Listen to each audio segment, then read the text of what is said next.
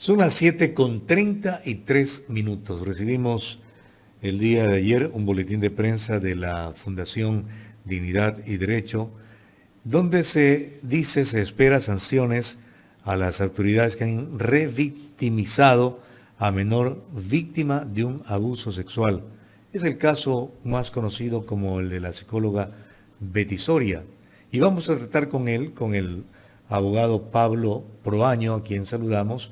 Él es integrante de la Fundación Dignidad y Derecho, constitucionalista y también defensor de los derechos humanos. ¿Cómo está, abogado Proaño? Orlando Murillo lo saluda aquí en OMC Noticias. Buen día. No le escucho.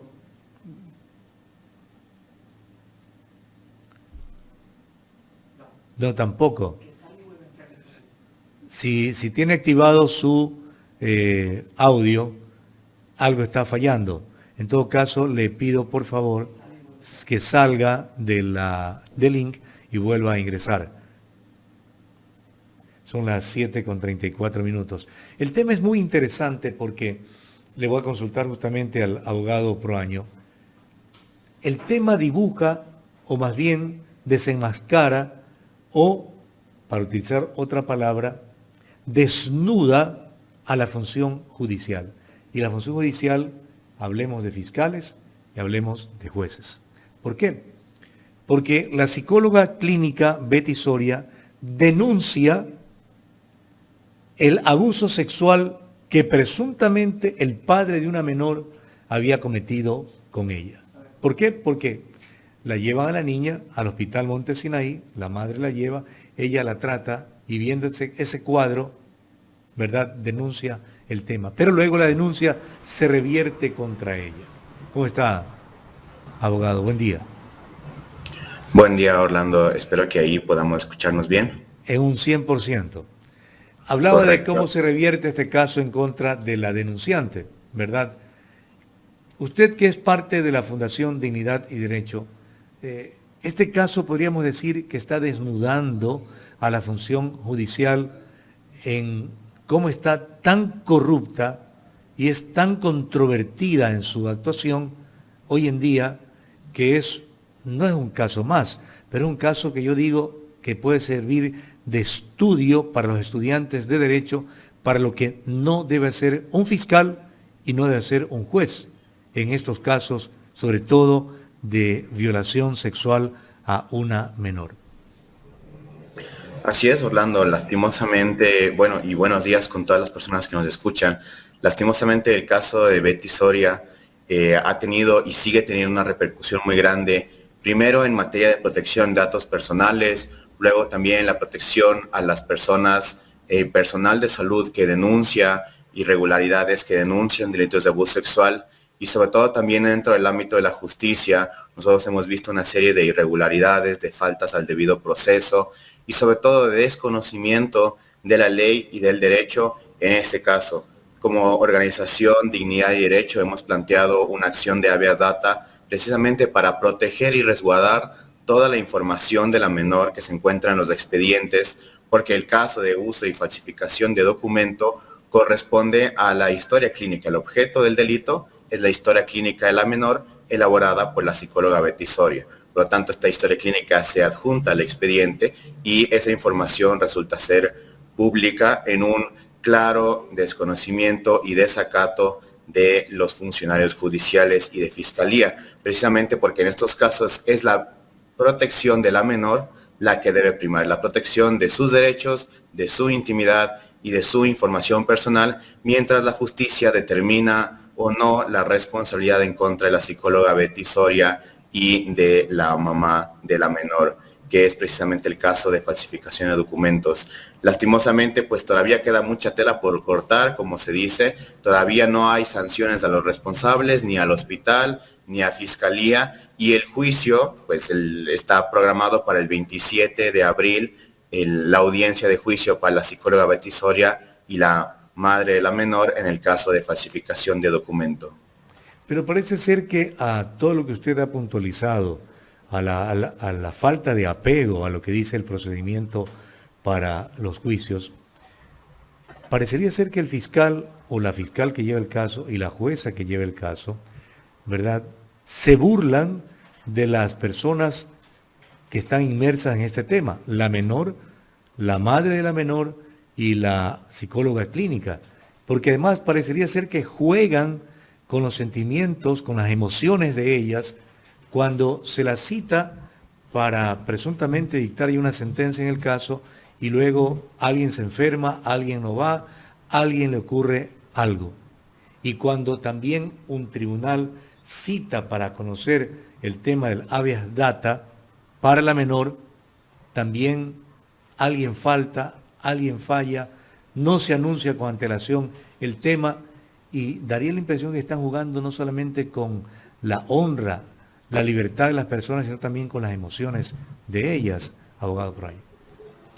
Sí, lastimosamente es una situación en la que se ha desconocido, como le digo, múltiples reglas procesales, tanto desde la parte penal como desde la parte constitucional. En el caso del habeas data, usted sabe, Orlando, que por mandato constitucional se tienen 24 horas para calificar las medidas cautelares y 3 días para llamar a la audiencia. Nosotros vamos ya más de 3 semanas sin una audiencia de juicio. Nos presentamos ante el llamamiento a la audiencia que tuvimos el jueves pasado y lastimosamente, pues como usted bien dice, había una jueza que salió de vacaciones, no se nos notificó a las partes, no se difirió la audiencia formalmente, digamos, no hay un auto de diferimiento de audiencia y actualmente nos encontramos con una situación en la que la audiencia de habeas data pues se posterga hasta el 25, hasta el 27, indefinidamente, curiosamente después de la audiencia de juicio que tiene Betty y la madre de la menor.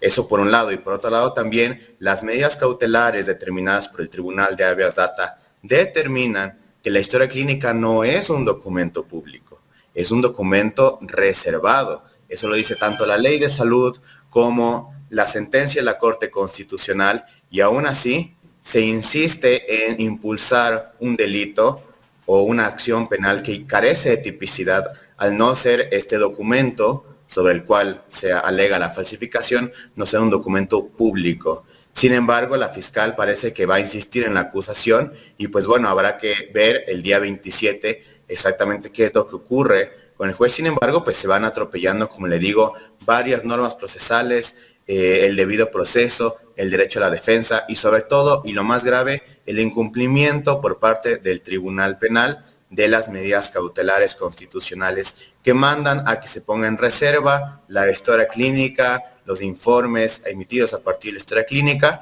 y toda la información que pueda identificar a la niña. El juez del Tribunal Penal, presidido por el doctor Raúl Felipe Sarmiento, el 11 de abril emitió un auto indicando que no van a acatar las medidas cautelares y que el proceso debe mantenerse público y que la audiencia debe mantenerse pública. Esto es una flagrante vulneración de los derechos constitucionales de la niña y del debido proceso, estimado Orlando.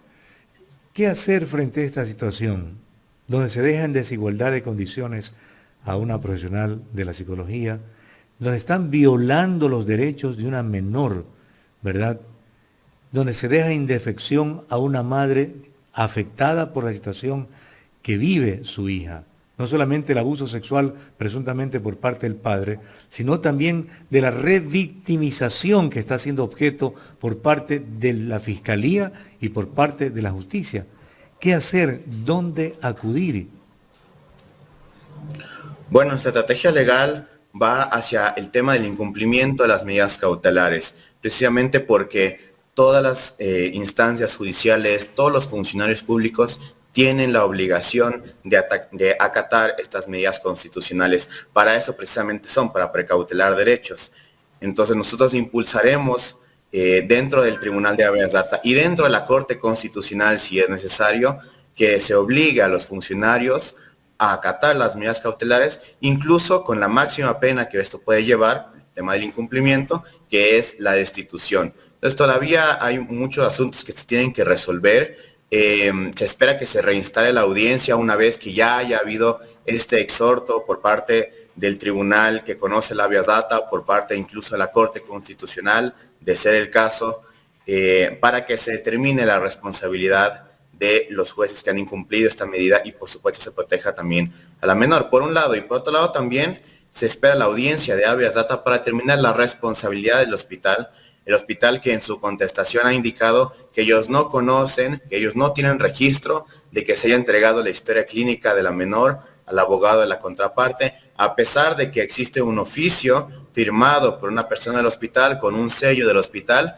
y que las copias que han sido entregadas tienen el sello de copia certificada del mismo hospital. Y el hospital supuestamente desconoce cómo se habría entregado esta historia clínica. Por lo tanto, ahí también hay un elemento de responsabilidad por el cual los dirigentes del hospital tienen que responder.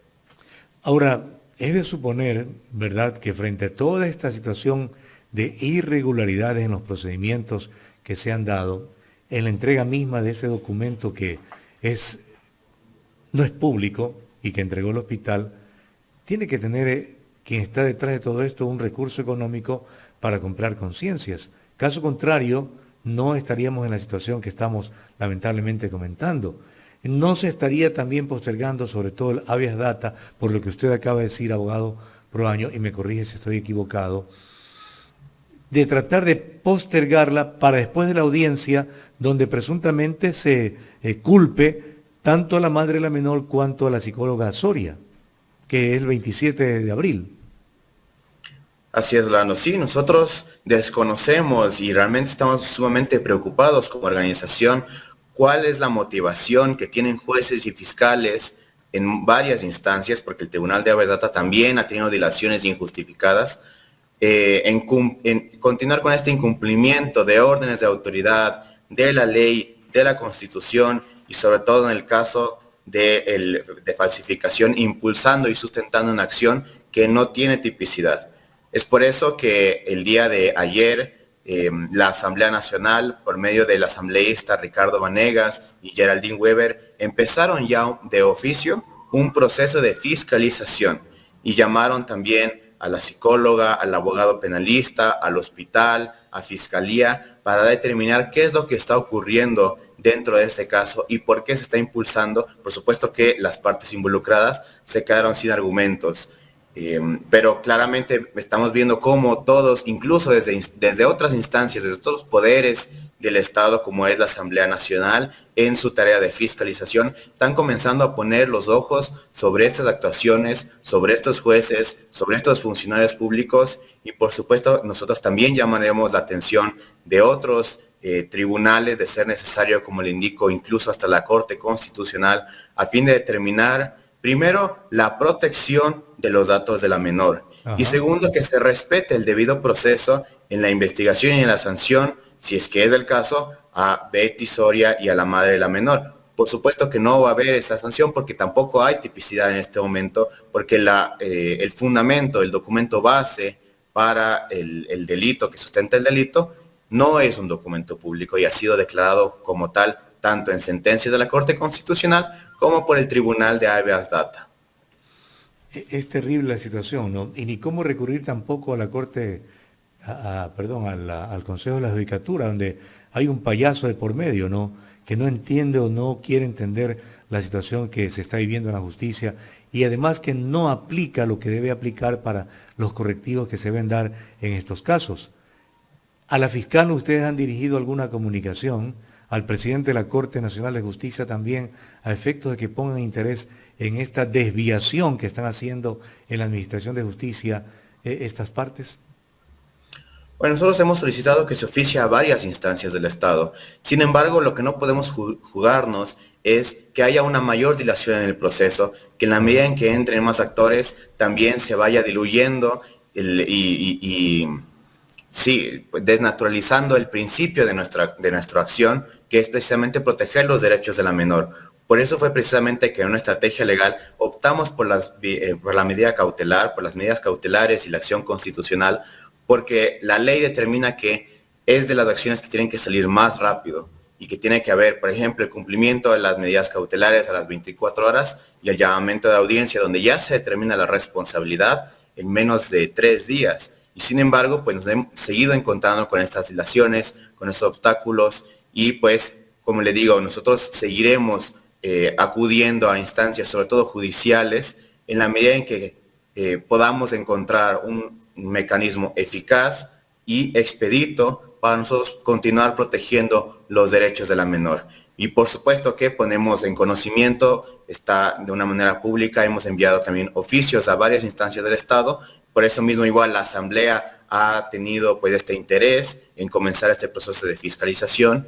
Sin embargo, pues nosotros llamamos a las autoridades a que se pronuncien de forma inmediata, porque ya el 27, como usted bien dice, Orlando, bien informado, tenemos ya la audiencia de juicio del caso de Betty Soria y también la mamá de la menor, donde ya se expondrán las pruebas, se practicará la prueba, se pondrán los testimonios y toda la información de la menor, entonces quedará prácticamente expuesta al escarnio público porque hay un juez que decide deliberadamente no acatar medidas cautelares.